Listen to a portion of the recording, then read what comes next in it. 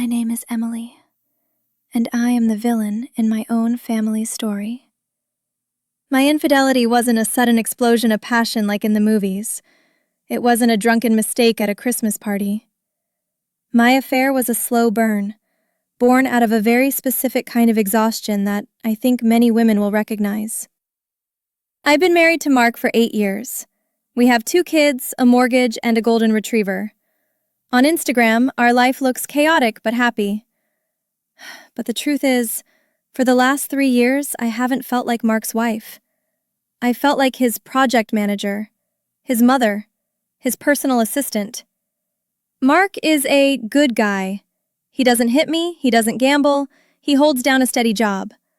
But when he walks through the front door at 6 p.m., he checks out. He becomes another person I have to take care of. I carried the entire mental load of our family. I knew when the dentist appointments were. I knew whose socks were too small.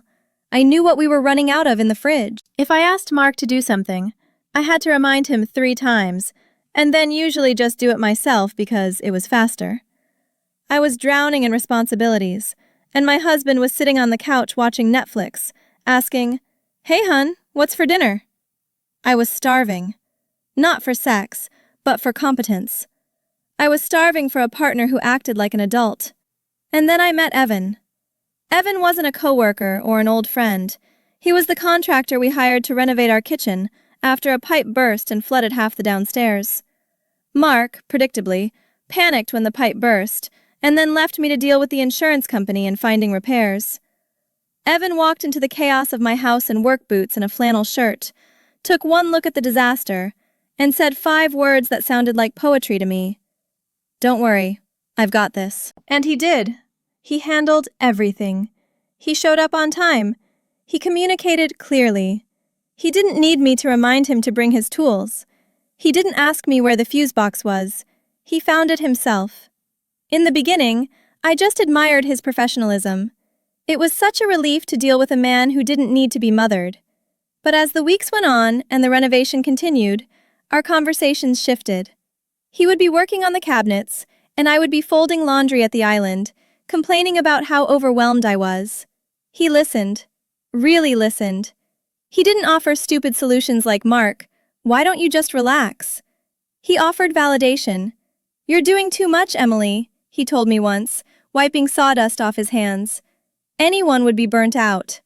Hearing that felt like taking a breath of pure oxygen after holding it for years.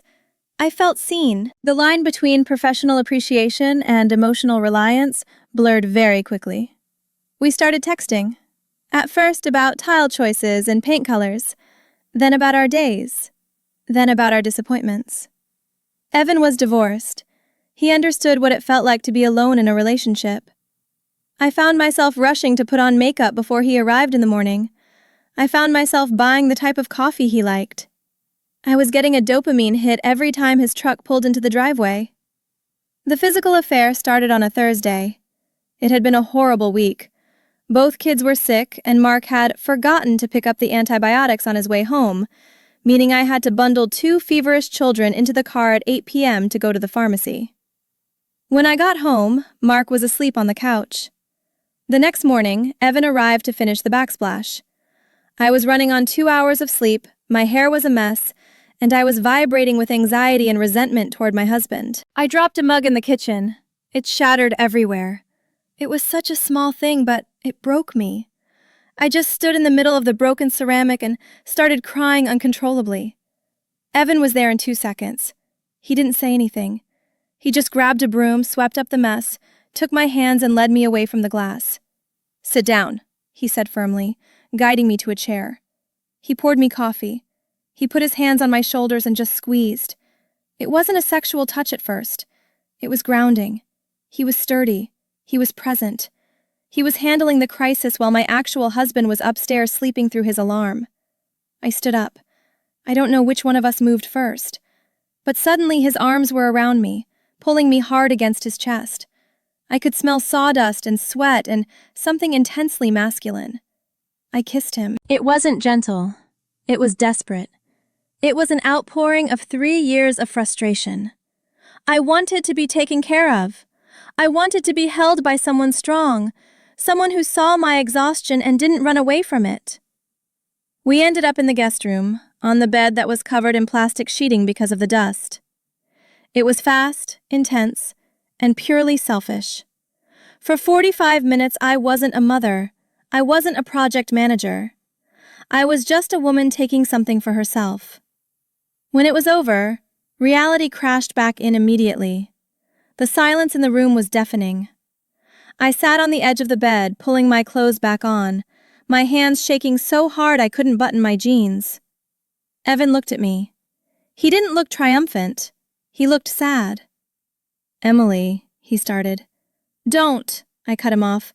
"Please just go back to work. I need a minute." He left the room. I heard him go downstairs and turn on the tile saw. The noise of regular life resuming, I went into the bathroom and looked in the mirror. I expected to see a monster. Instead, I just saw the same tired woman, but with flushed cheeks and eyes that looked terrified. Mark came home that evening, complaining about traffic, asking what was for dinner, completely oblivious to the fact that his wife had just shattered their vows a few hours earlier in the room next door. I stood in the kitchen, stirring spaghetti sauce, looking at the perfectly installed backsplash Evan had finished. Every tile was a reminder of what I had done. I had traded my integrity for a moment of feeling supported, and now I have a secret that is rotting me from the inside out.